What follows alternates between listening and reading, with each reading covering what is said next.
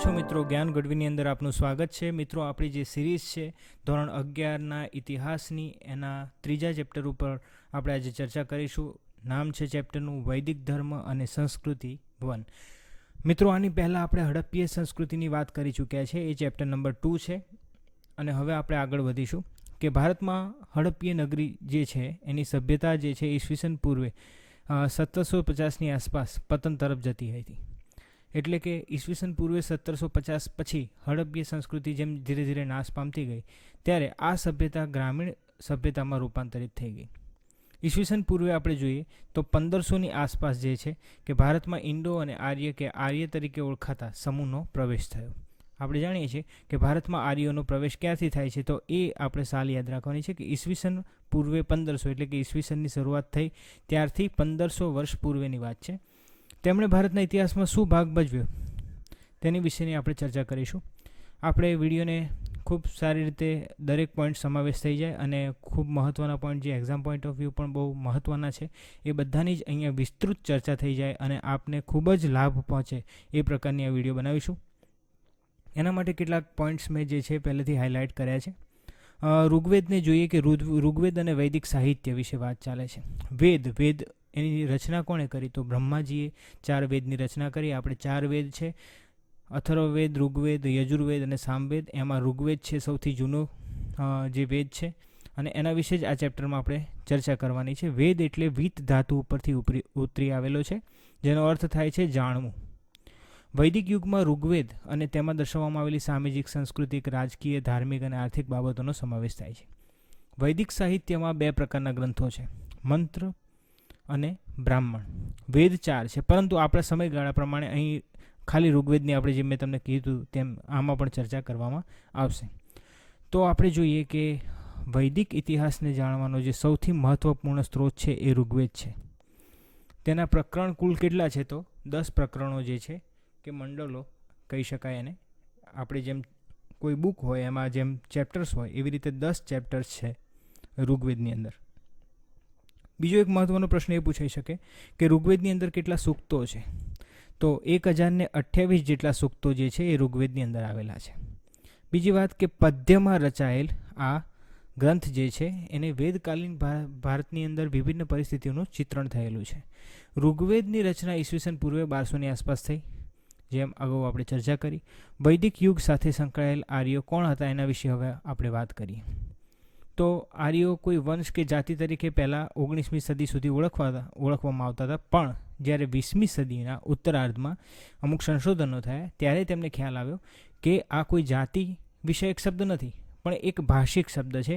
એટલે કે એક એવો લોક સમૂહ જે ઇન્ડો યુરોપિયન ભાષા બોલતો હોય એને આપણે આર્ય કહ્યા. એટલે એ કોઈ એવી જાતિ નથી કે આર્ય જાતિ એમ, પણ તેઓ એક લોક સમૂહ છે જે આ ઇન્ડો યુરોપિયન ભાષા બોલતી હોય. અને તેમાં લેટિન અને ગ્રીક ભાષાનો જન્મ એના ઉપરથી જ થયેલો જોવા મળે છે. એમાં એની જે ભાષા છે એનું જ્યારે આપણે વિશ્લેષણ કર્યું ત્યારે એમાં કેટલાક ધ્વનિ અને જેટલા ઉચ્ચાર છે એમાં સામ્યતા જોવા મળી.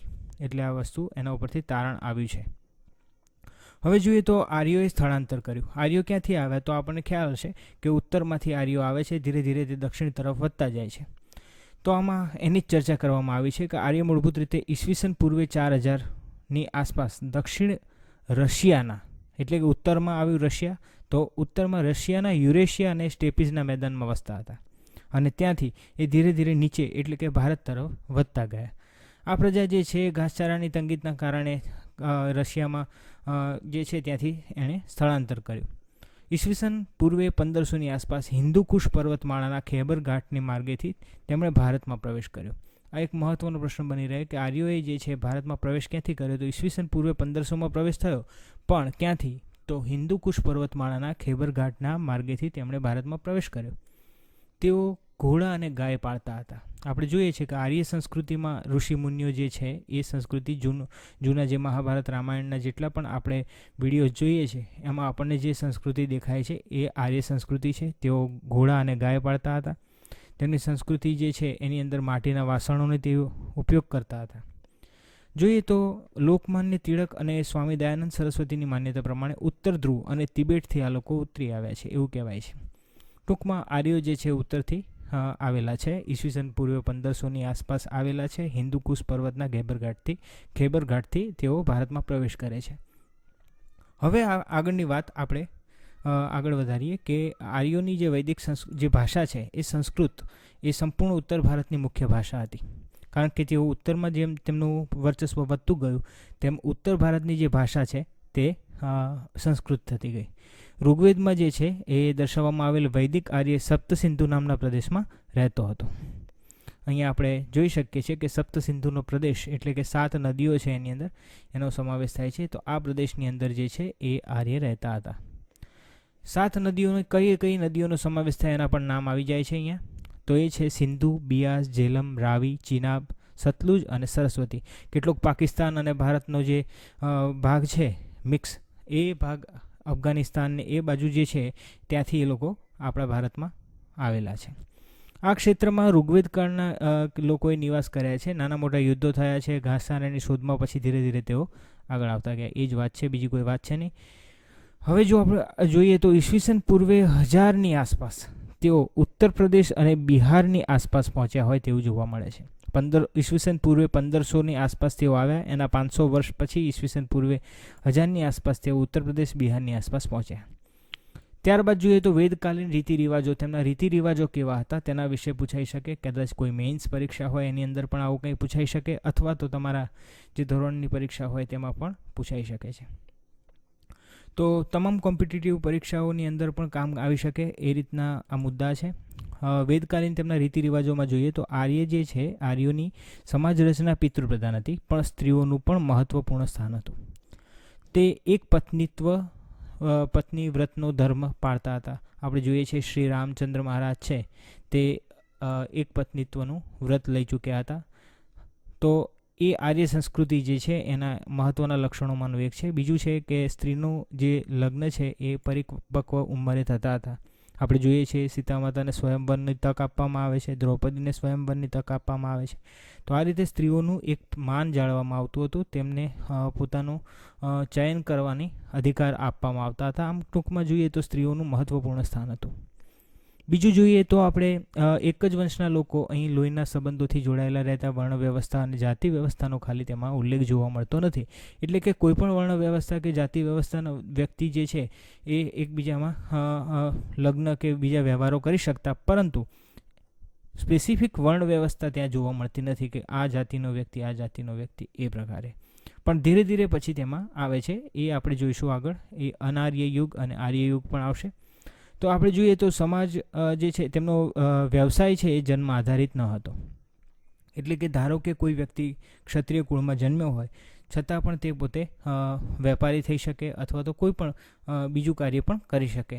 તો એ જે છે જન્મ આધારિત કોઈ વ્યવસાય કરવો એવું જરૂરી ન હતું. આર્યો ગોરા વર્ણના હતા અને ઊંચા અને ખડતલ હતા. ત્યારબાદ જોઈએ તો ઋગ્વેદમાં રાજાને શું કહેવામાં આવતું હતું? તો રાજન્ય કહેવામાં આવતું હતું. આ પણ એક મહત્વનો પોઈન્ટ છે. બીજી વસ્તુ કે સ્ત્રીઓ છે તેમને વિદ્યા અભ્યાસ કરવાનો અધિકાર હતો, અને એના જ પરિણામ સ્વરૂપે આપણે જાણીએ છીએ કે અપાલા છે, ઘોષા, લોપામુદ્રા, ગાર્ગી, મૈત્રી જેવી વિદુષીઓ છે એ ઋગ્વેદની ઋચાઓને રચવામાં મહત્વપૂર્ણ ફાળો આપે છે. એમાં આ જે પણ સ્ત્રીઓ છે તેઓએ ઋગ્વેદની અંદર જે બ્રહ્મચર્ચાઓ થતી, શાસ્ત્રાર્થ થતા, તેમાં પણ ભાગ લેતા હતા. તો હવે આપણે જોઈએ છીએ કે વેદકાલીન રાજ્ય વ્યવસ્થામાં રાજકીય સંગઠનો કેવા હતા કે કબીલાઈ પ્રકારની રાજ્ય વ્યવસ્થા હતી. પશુપાલન સાથે સંકળાયેલ હોવાના કારણે ભટકતી સમજ વ્યવસ્થાની જેમ રાજકીય વ્યવસ્થા હતી. એમાં સભા અને સમિતિ જેવા રાજકીય સંસ્થાઓ પણ મુખ્ય હતી. સભામાં આપણે જે જોઈએ તો હાલ જેમ છે તેમ મોટા વડીલો બેસે અને ન્યાય આપવાનું કાર્ય કરતા. જે નાનકડી સભા ભરાય અને એની અંદર વડીલ હોય, જે અનુભવી હોય, તે બેસતા અને ન્યાય કરતા. હવે આપણે આગળ વધીએ તો ખાસ કરીને રાજાની ચૂંટણી કરવામાં આવતી. એ બહુ મહત્ત્વની વસ્તુ છે કે એ સમયમાં પણ રાજાની ચૂંટણી થતી હતી. અને સમિતિમાં યુદ્ધનું આયોજન, યુદ્ધની મળેલી વસ્તુની વહેંચણી, ન્યાય, ધર્મને લગતા કાર્યો જે છે એની ચર્ચાઓ થતી. રાજાનું પદ અહીં વંશ પરંપરાગત ન હતું, કારણ કે ચૂંટણી થતી હોય તો વંશ પરંપરાગત ના હોય એ ઓબ્વિયસ છે. તો આ રીતે આપણે જે હાલ લોકશાહી પ્રકારની જે વ્યવસ્થા છે એવી વ્યવસ્થા એ સમયમાં જોવા મળતી હતી. તો આપણે અહીંયા બાકીની વસ્તુઓ છે એ જે આપણે ચર્ચા કરી ચૂક્યા છે એ જ પ્રકારની છે. હવે મહત્ત્વનો મુદ્દો એ છે કે લોકો રાજાને કર સ્વરૂપે ભેટ સોગાદો આપતા હતા, જેને ઋગ્વેદની અંદર બલિ કહેવાય છે. તો બલિ એટલે એનો અર્થ એવો નહીં કે કોઈ પ્રાણીની બલિ અથવા એના પ્રાણોની કુરબાની, પણ જે રાજાને કર આપતા હતા અથવા તો ભેટ સોગાદ આપતા હતા તેને બલિ કહેવામાં આવતું હતું. હવે જોઈએ છે કે વૈદિક યુગના ભારતના ધાર્મિક અને આધ્યાત્મિક વિધિઓ, એની ધાર્મિક જે વિધિઓ છે એ કેવી હતી, કેવા દેવતાઓને પૂજતા હતા, કેવા નિયમો પાળતા હતા, તો તેના વિશે વાત કરીએ તો આપણે જોયું તેમ પિતૃપ્રધાન હતું આખી સમાજ વ્યવસ્થા. ઋગ્વેદમાં મોટાભાગના દેવી દેવતાઓનો કોઈ ઉલ્લેખ જોવા મળતો નથી. એના બદલે શું જોવા મળે છે કે પ્રાકૃતિક કે પ્રકૃતિ સાથે સંકળાયેલા દેવતાઓ આપણે જોઈએ છીએ કે વેદોમાં જે એમ તો જોઈએ તો ખાસ કરીને ઇન્દ્ર દેવતાનો ઉલ્લેખ જોવા મળે છે. તો અહીંયા પણ એ પોઈન્ટનો સમાવેશ કરેલો છે કે ઇન્દ્ર તેમના મુખ્ય દેવતા હતા. અને આપણે જોઈએ છીએ કે કૃષ્ણ જે છે તેઓ પણ એમના સમયમાં ઇન્દ્રદેવનો યજ્ઞ થતો હોય છે. લોકો ઇન્દ્રદેવને જ પૂજા કરતા હોય છે વરસાદ માટે. અને પછી કૃષ્ણ જે છે તેઓ તેમને ગોવર્ધન પર્વતની પૂજા કરવા માટે પ્રેરે છે. આ પ્રકારે એ સમયનું જે છે આ ઉદાહરણ છે કે ઇન્દ્ર તેમના મુખ્ય દેવતા હતા. વેદોના આધારે તેઓ વરસાદના અને યુદ્ધના દેવતા હોવાથી તેઓ સૌથી વધુ વખત ઋગ્વેદની અંદર ઇન્દ્રનો ઉલ્લેખ થયેલો છે અને તેઓ જે છે એમને પૂજા પણ કરતા હતા. બીજી વસ્તુ જોઈએ તો અગ્નિને પણ તેઓ પૂજતા હતા, જે આપણે નેક્સ્ટ જોઈએ. તેમના એક અન્ય મહત્વપૂર્ણ દેવ અગ્નિ હતા. તો એ જે છે અગ્નિ એ ઈશ્વરને માનવને જોડતી કળી છે. એ એટલા માટે કે તેઓ જ્યારે હવન કે યજ્ઞ કરતા હતા, હાલ પણ એ પરંપરાને આપણે જાળવી છે કે જ્યારે પણ યજ્ઞ કે હવન થાય ત્યારે અગ્નિને સમર્પિત કરવામાં આવતી જેટલી પણ સામગ્રી છે તે દેવતાઓ સુધી પહોંચે એવી માન્યતા છે. આથી ઈશ્વર અને માનવને જોડતી કડી છે એ અગ્નિ છે. આથી તેઓ તેની પૂજા કરતા હતા. તેઓ એવું માનતા હતા કે યજ્ઞ કરવાથી ઇન્દ્ર ખુશ થાય છે અને વરસાદ વરસાવે છે. આ જે ઉદાહરણ છે એ ભગવાન કૃષ્ણના જે જીવન લીલાઓની અંદર સમાવેશ થાય છે એ પ્રકારની જ માન્યતા જોવા મળે છે ત્યાં. બીજું જોવા જઈએ તો પશુ નામના જે દેવતા છે તે પશુપાલકોના આરાધ્ય દેવ હતા. આપણે જોઈએ છે કે નેપાળમાં પશુપતિનાથનું મંદિર છે. પશુપતિનાથ જે છે એક પાશુપાત સંપ્રદાય પણ છે, એટલે શૈવ સંપ્રદાય છે એક પ્રકારનો. પણ આવા અનેક દેવતાઓ જે છે જે પશુપાલન કરતા હોય તેમના તે પ્રકારના દેવતા, એ પ્રકારની પૂજાઓ થતી હતી. હવે જોઈએ કે વેદકાલીન અર્થવ્યવસ્થા, તેને અર્થવ્યવસ્થા કેવી હતી આપણા વેદોના જે આર્યોના સમયમાં. તો આપણે જોઈએ છીએ કે આર્યો જે છે એ પશુપાલક હતા, એટલે દૂધ, માંસ, ચામડું મેળવવા માટે ગાય, ભેંસ, ઘેટા, બકરા, ઘોડા આવું બધું પાળતા હતા. ગાય અને ઘોડા તેમના માટે સૌથી મહત્વપૂર્ણ પશુ હતા. ત્યારબાદ જોઈએ કે જે ધનવાન વ્યક્તિ હોય તેને શું કહેવામાં આવતું. આ બહુ મહત્વનો પ્રશ્ન થઈ જાય કે વૈદિક યુગમાં ધનવાન વ્યક્તિને ગૌમત કહેતા. પુત્રીને દુહિતા કહેવામાં આવતી. એક સંસ્કૃત શબ્દ છે, દુહિતાનો અર્થ થાય પુત્રી. તો તે જે છે પુત્રીને દુહિતા કહેતા. ત્યારબાદ જોઈએ તો એનો અર્થ તે શું કરતા કે તેનો અર્થ જે છે દુહિતા એટલે કે જે ગાયનું દૂધ દોવે તે. તો બહુ ગુડ અર્થ છે. દુહિતાનો અર્થ એવો છે કે જે ગાયનું દૂધ દોવે એને દુહિતા અને એને પુત્રી કહેવાતા. ત્યારબાદ જોઈએ તો યુદ્ધ માટે ગવેષણા નામનો શબ્દ ઉપયોગ થતો. ગૌ પ્લસ એષણા એટલે કે ગાયની એષણા એટલે કે ગાયને ઈચ્છા કરવી. એનો મતલબ થાય છે કે ગાયોની શોધ કરવી. મોટાભાગના યુદ્ધો પશુઓ માટે જ લડવામાં આવતા, કારણ કે મૂળ એમનો જે બિઝનેસ હતો એ પશુઓનો હતો. અને ગાયને કામદા કહેવામાં આવતી, એટલે કે સર્વ કામની પૂર્તિ કરી શકે એવી. આપણે જોઈએ છીએ કે અનેક ઋષિઓના આશ્રમમાં ગાયો જોવા મળે છે. અને અનેક રાજાઓ છે એ પણ ઋષિઓને દાનમાં ગાય આપતા હતા પહેલાં. તો આ બધી જે છે એ વેદકાલીન પરંપરાઓ છે. આગળ વધીએ કે તેઓ જવનો ખોરાકમાં ઉપયોગ કરતા હતા અને ખેતીથી જાણીતા હતા. આ બધી જે વાત થાય છે એ હડપ્પિયન સંસ્કૃતિ પછીની વાત ચાલે છે. આપણે ધીરે ધીરે આગળ વધવાનું છે, ત્યાંથી આપણે આધુનિક ભારત સુધી પણ આવવાનું છે. હવે જોઈએ છે કે કૃષિ પ્રધાન અર્થવ્યવસ્થા હોય છે એનો ત્યાં મોટે ભાગે અભાવ જણાય છે, કારણ કે તે પશુપાલન તેમનું મુખ્ય કાર્ય દેખાય છે. કારણ કે એ વખતે તેઓ જે છે ખેતીથી જાણકાર હતા, પણ તેમનો મુખ્ય જે વ્યવસાય છે અર્થવ્યવસ્થામાં તો એ પશુપાલન હતો. છતાં તેઓ શિકાર, સુથારી કામ, વણાટ કામ, ધાતુઓને ગાળવાનું કામ એ પણ કરતા હતા. અને વિનિમય પદ્ધતિ તેમની અંદર હતી કે ધારો કે કોઈ વ્યક્તિ પાસે કાપડ હોય તો એ કાપડના બદલામાં અનાજ ખરીદી લે, આ પ્રકારે વિનિમય થતું. તો એ પ્રણાલી ત્યાં જોવા મળતી હતી. ત્યારબાદ અનુવૈદિક કાળ આવ્યો. હવે આપણે જોઈએ છીએ કે ઈસવીસન પૂર્વે 1000 મેં અગાઉ વાત કરી તેમ બિહાર ને ઉત્તર પ્રદેશ સુધી આ જે છે આર્યો પ્રસર્યા. હવે ઈસવીસન પૂર્વે 1000થી હવે આપણે આવીએ ઈસવીસન પૂર્વે 600 સુધી. આ ભાગ જે છે એને અનુવૈદિક કાળ કહેવાય. એટલે કે વૈદિક કાળની અંદર આપણે જેટલી પણ ઉપર વસ્તુઓ જોઈ, સ્ત્રીઓનું મહત્ત્વ, પશુપાલન, તેમના ખેતી અને આ અર્થવ્યવસ્થા, આધ્યાત્મિક વિચારો, એ બધાની વાત પછીની વાત છે. હવે ઈસવીસન પૂર્વે 600 સુધી તેને ઉત્તર વૈદિક કાળ તરીકે જોવામાં આવે છે. તો ઉત્તર વૈદિક કાલીન જે છે એ ભારતમાં ખાસ કરીને કૃષિમાં એક વિશિષ્ટ પ્રકારની ક્રાંતિ જોવા મળે છે. અત્યાર સુધી શું હતું? પશુપાલન થતું હતું, પણ હવે તેઓ કૃષિમાં પણ આગળ વધ્યા. આપણે જોઈ શકીએ છીએ કે અનુવૈદિક જે સમાજ છે એ સામાજિક રીતે વર્ણ વ્યવસ્થામાં વહેંચાયેલો હતો, જેમાં જોઈએ કે બ્રાહ્મણ, ક્ષત્રિય, વૈશ્ય અને શૂદ્ર એમ 4 વર્ણ જોવા મળે છે. પહેલાં આપણે જોયું કે વૈદિક યુગની અંદર કોઈ પ્રકારની વર્ણ વ્યવસ્થા હતી નહીં, પણ હવે અનુવૈદિક કાળ એટલે કે ઈસવીસન પૂર્વે 1000થી ઈસવીસન પૂર્વે 600 સુધી આપણને આ જોવા મળે છે કે જ્યાં વર્ણ જોવા મળે છે, બ્રાહ્મણ, ક્ષત્રિય, વૈશ્ય અને શૂદ્ર. આમાં દરેકના જુદા જુદા કાર્યો હોય છે, એ પણ તેમણે નક્કી કરેલા કે બ્રાહ્મણ અને ક્ષત્રિય સામાજિક રીતે વિશિષ્ટ અધિકારો ધરાવતા, અને નીચેના જે 2 વર્ગ છે વૈશ્ય અને શૂદ્ર એ ઉત્પાદન કાર્ય સાથે સંકળાયેલા હતા, અને તેઓનો સામાજિક દરજ્જો નિમ્ન કક્ષાનો હતો. તો આ પ્રકારની વસ્તુઓ જે છે એ જોવા મળતી હતી. અનુવૈદિક કાળની અંદર શરૂઆત થઈ. બ્રાહ્મણ વર્ણ સાથે ધર્મ, શિક્ષણ અને કર્મકાંડ સંબંધિત હતા.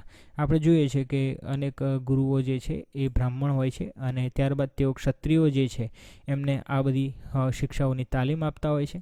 ક્ષત્રિય વર્ણ વ્યવસ્થા જે છે એની અંદર વહીવટીતંત્ર અને રાજ્ય વ્યવસ્થા સાથે સંકળાયેલા હતા. વૈશ્ય વર્ણ છે એ શું કરે? વૈશ્યનો અર્થ થાય વેપારી, એટલે કે તે વેપાર, વાણિજ્ય અને પશુપાલન કરે.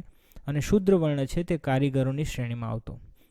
બીજી વસ્તુ જોઈએ કે અનુવૈદિક કાળની અંદર સામાજિક રીતે કુળનું મહત્ત્વ વધ્યું. આપણે જોઈએ છીએ કે 4 વર્ણ આવ્યા તો ધીરે ધીરે કુળનું પણ મહત્ત્વ વધ્યું. બીજી વાત કે તે પહેલાં એક પત્નીત્વ વ્રત હતું, એના બદલે બહુપત્નીત્વ પ્રથા અમલમાં આવી.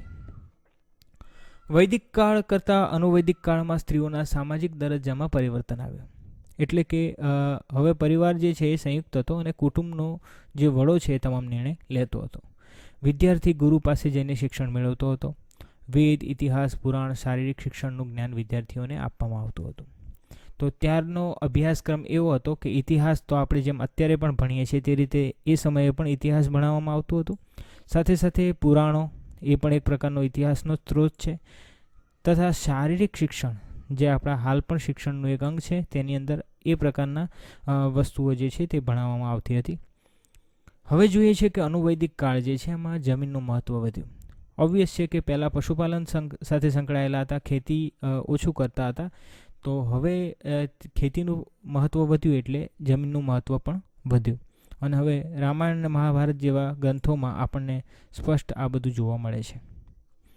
લોખંડની શોધ થવાના કારણે કૃષિનું મહત્ત્વ વધ્યું.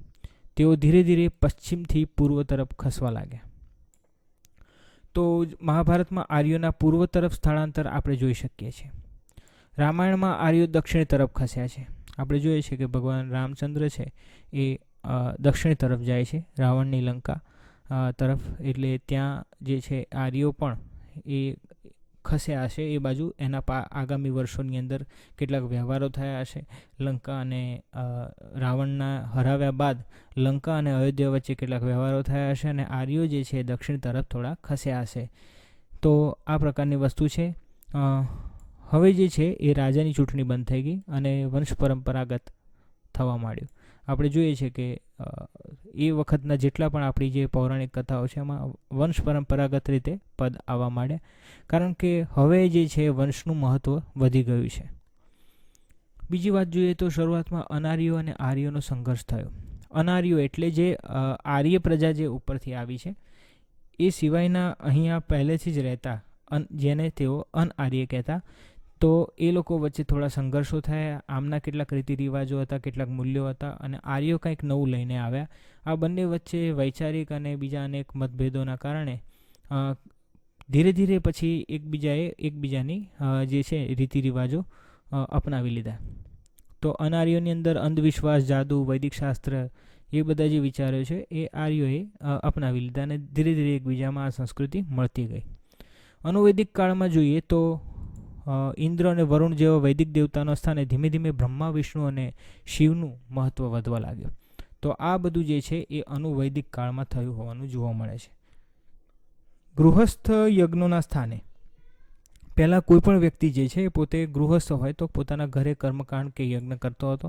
એના બદલે વિશાળ મોટા પાયે યજ્ઞ થવા માંડ્યા. અશ્વમેઘ યજ્ઞ જે છે એ થવા માંડ્યા. જો આપણે જોઈએ છીએ કે ભગવાન રામચંદ્ર છે એ પણ મોટા યજ્ઞો કરે છે, અશ્વમેઘ યજ્ઞ કરે છે. પશુ બલિ પ્રથા જે છે એ પણ તેમાં વધી ગઈ. કૃષિના વિકાસના કારણે હવે શહેરીકરણ થવા માંડ્યું. કૃષિ હોય, નદીની જોડે શહેરો વસવા માંડ્યા.